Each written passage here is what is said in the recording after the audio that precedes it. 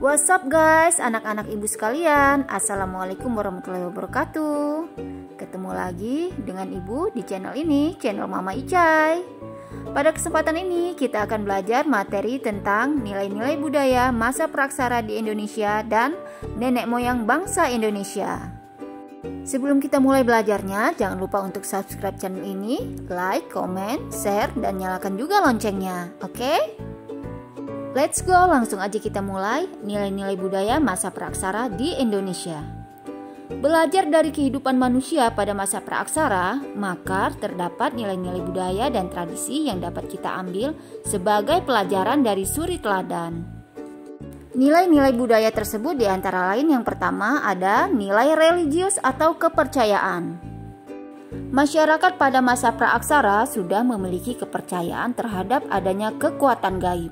Mereka mempercayai bahwa pohon rimbun yang tinggi besar, hutan lebat, gua yang gelap, pantai, laut, atau tempat lainnya dipandang keramat karena ditempati oleh roh halus atau makhluk gaib.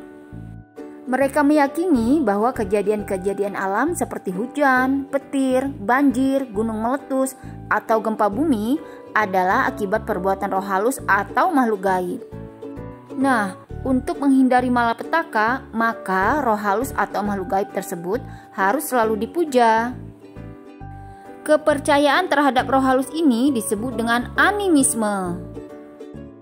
Selain percaya kepada roh halus, mereka juga percaya bahwa benda-benda tertentu seperti kapak, mata tombak, atau benda lainnya memiliki kekuatan gaib. Karena ada kekuatan gaibnya, maka benda tersebut harus dikeramatkan. Nah, kepercayaan bahwa benda memiliki kekuatan gaib disebut dinamisme. Nilai budaya yang kedua yaitu nilai gotong royong. Masyarakat praaksara hidup secara berkelompok. Mereka bergotong royong untuk kepentingan bersama. Contohnya, membangun rumah yang dilakukan secara bersama-sama. Nilai budaya yang berikutnya yaitu nilai musyawarah. Dalam kehidupan berkelompok, masyarakat praaksara telah mengembangkan nilai musyawarah. Hal ini dapat ditunjukkan dengan dipilihnya pemimpin yang dianggap paling tua yang mengatur masyarakat dan memberikan keputusan untuk memecahkan berbagai persoalan yang dihadapi bersama.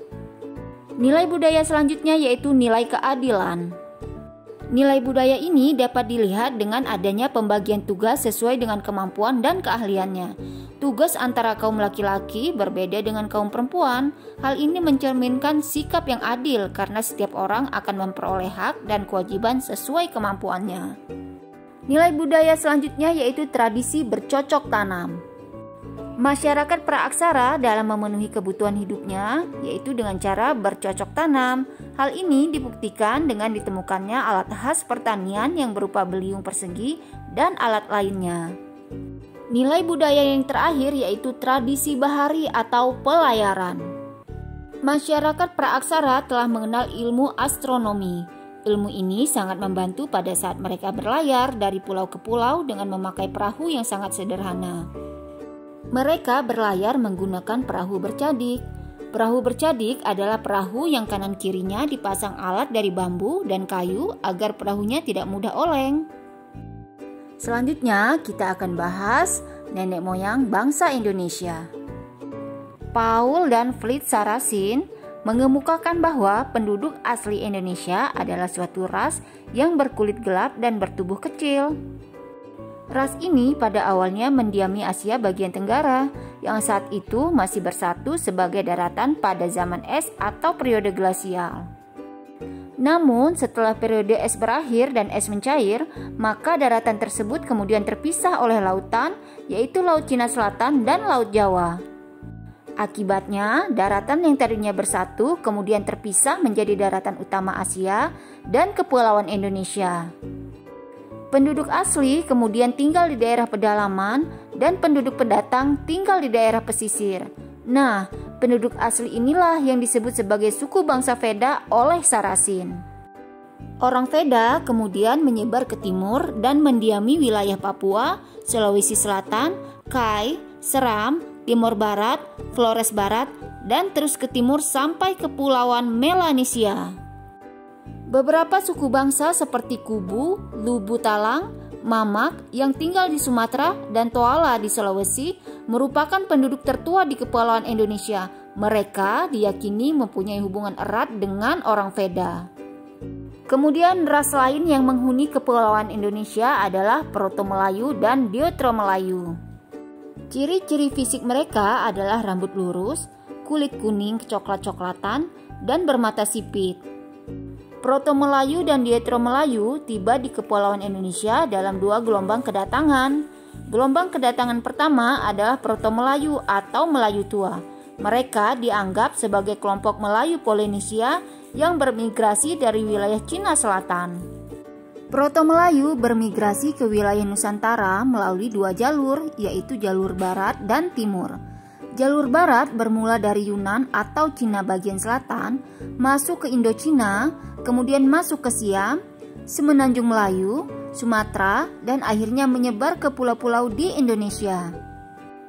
Sedangkan jalur timur melewati Kepulauan Ryukyu, Jepang. Dari sana mereka mengarungi lautan menuju Taiwan, Filipina, Sangir, dan masuk ke Sulawesi. Proto-Melayu membawa perkakas dari batu berupa kapak persegi dan kapak lonjong.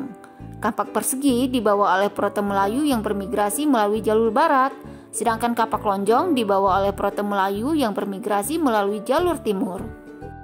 Suku bangsa Indonesia yang tergolong Proto-Melayu yaitu Mentawai, Dayak, dan Toraja. Selanjutnya, gelombang kedatangan ke Kepulauan Indonesia berikutnya adalah Deutero-Melayu atau Melayu Muda, yang berasal dari Indochina bagian utara. Mereka memperkenalkan perkakas dan senjata yang terbuat dari besi atau logam. Bangsa Deutero-Melayu mengembangkan peradaban dan kebudayaan yang lebih maju. Karena itu, mereka berkembang menjadi sebagian besar suku-suku yang ada di Indonesia saat ini, seperti Melayu, Minang, Jawa, Bugis, dan lain-lain. Ras lain yang juga terdapat di Kepulauan Indonesia adalah ras Melanesoid. Ras ini tersebar di Lautan Pasifik di pulau-pulau yang letaknya sebelah timur Irian dan benua Australia. Kedatangan ras ini diperkirakan pada saat zaman es terakhir. Pada saat itu, Kepulauan Indonesia belum berpenghuni.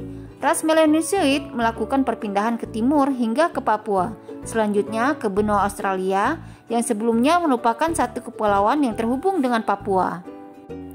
Pada perkembangannya terjadi percampuran antara ras Melanesoid dan ras Melayu yang menghasilkan keturunan Melanesoid Melayu. Saat ini mereka merupakan penduduk Nusa Tenggara Timur dan Maluku. Baik, itu tadi nilai-nilai budaya masa praaksara di Indonesia dan nenek moyang bangsa Indonesia. Terima kasih sudah menyimak. Assalamualaikum.